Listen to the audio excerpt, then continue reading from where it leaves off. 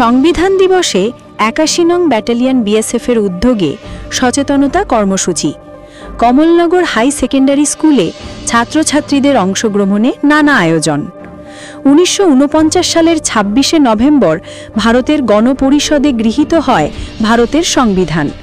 স্বাধীন ভারতের এই ঐতিহাসিক দলিলটি দেশের গণতান্ত্রিক ভিত্তিকে সুদৃঢ় করেছে।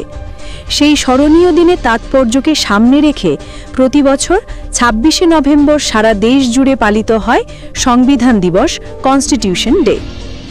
এই উপলক্ষে বৃহস্পতিবার ৮১ নং ব্যাটালিয়ন বিএসএফের উদ্যোগে কমলনগর হাই সেকেন্ডারি স্কুলে এক বিশেষ কর্মসূচির আয়োজন করা হয়।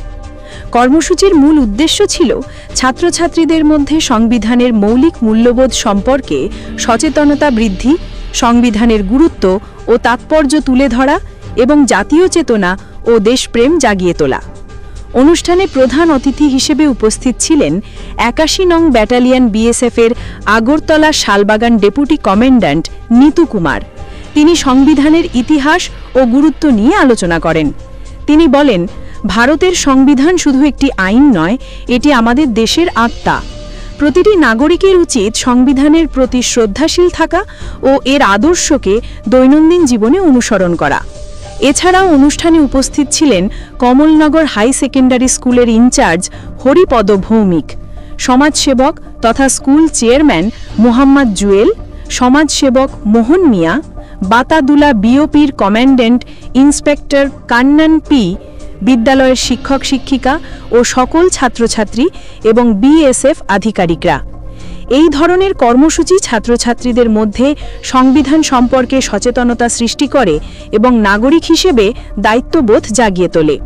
অনুষ্ঠানের শেষে সকল অতিথি ও ছাত্রছাত্রীদের নিয়ে একটি শপথ পাঠের মাধ্যমে সংবিধানের প্রতি আনুগত্য ও জাতীয় ঐক্যের বার্তা পুনরায় উচ্চারণ করা হয়।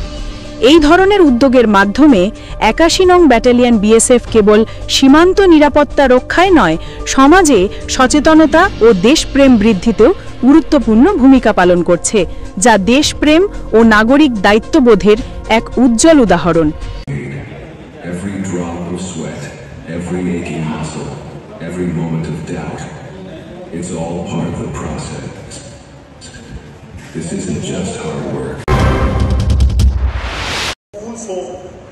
या हमारी बुनियादी सुविधाएं हैं, स्कूल फोन, आपकी लाइट्स हैं या आपका एजुकेशन सिस्टम है, वो सारा कुछ धीरे धीरे डे बाय डे जैसे जैसे टेक्नोलॉजी बढ़ रही है वैसे वैसे जो है देश प्रगति कर रहा है।